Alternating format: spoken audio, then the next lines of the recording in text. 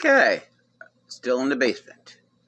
I have a vintage 1980-ish, maybe 90s, but I'm pretty sure it's the 80s. Miller High Life, Welcome Miller Time clock, bar clock / sign.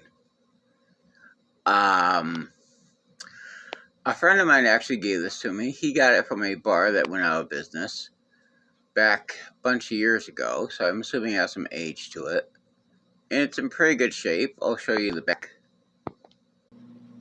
Okay, and the tag actually says, let me see if I can get a better view of that, 1984 on it, Milwaukee and all that stuff.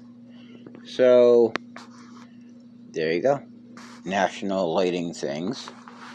National Industrial Workers Union. National.